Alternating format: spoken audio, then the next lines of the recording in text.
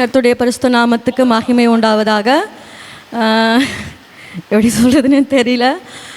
கர்த்தர் கூட பார்த்தீங்கன்னா ஸ்டார்டிங்கில் நம்ம ரட்சிக்கப்பட்ட புதுசில் எல்லாமே எப்படி இருப்போம்னா ரொம்ப ஃபயராக இருப்போம். அதே மாதிரி தான் என்னுடைய லைஃப்லேயும் வந்து பார்த்திங்கன்னா இந்த ரட்சிக்கப்பட்ட சில வருடங்களில் வந்து நான் வேதத்தை ஒரு 4 முறை வாசிச்சிருப்பேன். 2016 வந்து பார்த்திங்கன்னா நான் 30 டேஸில் முடிக்கணும் அப்படின்னு சொல்லிட்டு ஒரு தீர்மானம் எடுத்து நான் ஒரு 40 டேஸில் அதை வந்து படித்து முடித்தேன். அதுக்கப்புறம் பார்த்திங்கன்னா சரி நம்ம இனிமேல் இந்த மாதிரி ஃபாஸ்ட்டாக படிக்கக்கூடாது, கொஞ்சம் கொஞ்சமாக நம்ம தியானிக்கணும்ன்ட்டுன்னு. ஆனால் அந்த மாதிரி படிக்கவே இல்லை, சும்மா ஸ்டார்ட் பண்ணுவோம், அதுக்கப்புறம் பாதிலேயே நிறுத்திடுவோம், அப்படி தான் இருந்தது. அதே மாதிரி ஜப வாழ்க்கையும் பார்த்தீங்கன்னா அநேக வேலையில் என்னுடைய பலவீனத்தில் அதுக்கப்புறம் சோர்வின் மத்தியிலலாம் நிறைய டைம் ஸ்கிப் பண்ணியிருக்கேன். ஆனால் இந்த வருடத்தில் வந்து பார்த்தீங்கன்னா நான் ஒரு தீர்மானம் எடுத்தேன். ஏசப்பா வந்து இடைவிடாமல் ஆராதிக்கணும்னு சொல்லியிருக்கீங்க, அதனால் வந்து நான் இடைவிடாமல் எனக்கு பலவீனம் இருந்தால் கூட நான் ஆராதிக்கணும் ஏசப்பான்னு சொல்லிட்டு நான் இந்த வருடத்தில் வந்து ஒரு நாள் கூட, அநேக பலவீனம் தான் எனக்கு, ஆனால் நான் ஹாஸ்பிட்டலில் பிளட் ஏற்றுறப்ப கூட நான் படுத்துக்குனே வந்து நான் ப்ரேயர் பண்ணுறதுக்கு தேவன் எனக்கு வந்து உதவி செய்தார். அதுக்காக நன்றி சொல்கிறேன். அது மாத்திரமல்ல, வேதத்தை வாசிக்கிறதுல வந்து என்ன சொல்கிறது, அதுவும் வந்து பார்த்திங்கன்னா சும்மா ஒரு அதிகாரம் 2 அதிகாரம் அந்த மாதிரி தான் போயிட்டு இருந்தது. அதுக்கப்புறம் பாஸ்டர் மூலிமா வந்து பார்த்திங்கன்னா ஒரு டாஸ்க்கு அப்படின்னாங்க, 3 முறை படிக்கணும் நாங்கள். ஆனால் நான் வந்து 3 முறை படிக்கணும்லாம் நினைக்கவே இல்லை. ஒரு முறை நம்ம படிக்கலாம் அப்படின்னு சொல்லிட்டு தான் நான் ஸ்டார்ட் பண்ணேன்.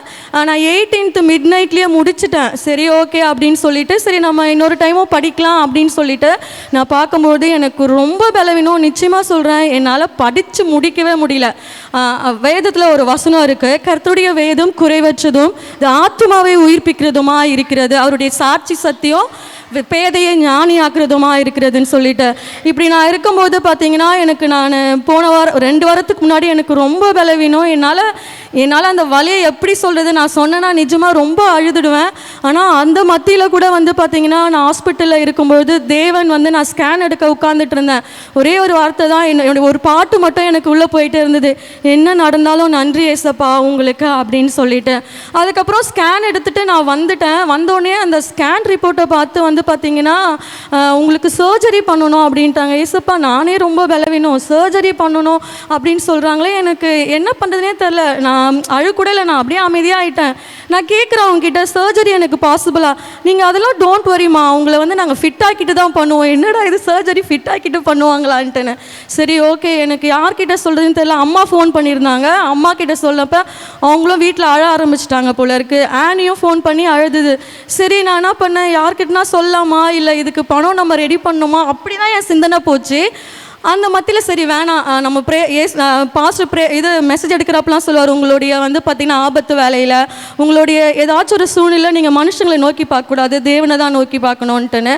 அப்போ சரி ஓகே, நம்ம வந்து பைபிள் பாதி தான் முடிச்சிருக்கோம், நான் கொரிந்தியர் எடுத்து சரி படிக்க ஆரம்பிக்கலாம் அப்படின்னு படிக்கும்போது தான் வந்து பார்த்திங்கன்னா அதில் ஒரு வார்த்தை நமக்கு எப்படியா இருக்குது, மனுஷனுக்கு நேரிடுற சோதனையே அல்லாமல் வேறு சோதனை உங்களுக்கு நேரிடவில்லை, தேவன் உண்மை உள்ளவராக இருக்கிறார், உங்கள் திராணிக்கு மேலாக நீங்கள் சோதிக்கப்படுகிறதற்கு அவர் இடம் கொடாமல் சோதனையை தாங்கத்தக்கதான சோதனையோடு கூட அதற்கு தப்பித்து கொள்ளும்படியான போக்கை உண்டாக்குவார்னு சொல்லிட்டு அதை நான் படிச்சுனே இருக்கிறேன். டாக்டர் வந்து பக்கத்தில் நின்று, அம்மா சாரிம்மா ஒன்றுமே இல்லை, உங்களுடைய ரிப்போர்ட் வந்து இப்போ தான் நான் ஃபோன் பண்ணி கேட்டேன், நான் ஸ்கேன் ரிப்போர்ட்டை பார்த்து சொல்லிட்டேன், எல்லாமே நார்மலாக இருக்குது, நீங்கள் ஒன்றும் வந்து ஒரி பண்ணாதீங்க அப்படின்னு சொல்லிட்டு.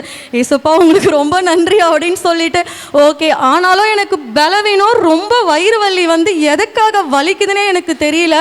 ஆனாலும் வந்து ஒவ்வொரு நாளும் அதுக்கப்புறம் வந்து சண்டே வந்துடுச்சு, அதாவது பாஸ்டர் கொடுத்த டைம் முடிஞ்சிச்சு. நான் தீமோத்தேயு மட்டும்தான் முடிச்சிருந்தேன். என்ன இது அப்படின்ட்டுன்னு பாஸ்டருக்கு ஃபோன் பண்ணி எக்ஸ்டன் எதுனா பண்ணுறீங்களா 2 நாள் அப்படின்ட்டுன்னு, ஜெபம் பண்ணிங்கக்கா அப்படின்னாரு. ஆனால் அந்த சண்டே என்னால் வர முடியல சர்ச்சுக்கு. அதுக்கப்புறம் பாஸ்டர் வந்து கிரேஸ் டேஸ் வந்து கொடுத்துருக்கிறாரு. அந்த கிரேஸ் டேஸில் வந்து மீதம் இருக்கிற அதிகாரங்களை படித்து முடிக்க தேவன் உதவி செய்தார். அது மாத்திரமல்ல, இதுலேயும் வந்து ஒரு நன்மை நடந்திருக்குன்னா நான் வந்து விசுவாசிக்கிறேன். அதை நிச்சயமாக நான் சாட்சி சொல்லுவேன். ஏன்னா எங்கள் அண்ணி எங்கள் கூட ரொம்ப வருஷமாக இல்லை. எங்கள் அண்ணி அந்த ஹாஸ்பிட்டலில் தான் வேலை செய்கிறாங்க. அவங்க கூட பேசுகிறதுக்கான ஒரு தருணத்தை ஆண்டவர் ஏற்படுத்தி கொடுத்தாரு. அவங்க அதை கன்சிடர் பண்ணுறேன்னு இருக்காங்க. நிச்சயமாக வந்து பார்த்திங்கன்னா எங்கள் அண்ணியோட ஃபேமிலி, அதை எங்கள் அண்ணோட ஃபேமிலியோட வந்து இந்த குடும்ப ஆசீர்வாதம் இந்த வருஷம் முடியறதுக்குள்ளே நான் சாட்சி சொல்லுவேன்னு சொல்லிட்டு நான் விசுவாசிக்கிறேன். தொடர்ந்து எனக்காக என் குடும்பத்துக்காகவும் நீங்கள் ப்ரேயர் பண்ணிக்கோங்க. தேவனுக்கே மகிமை உண்டாவதாக. ஆமென்.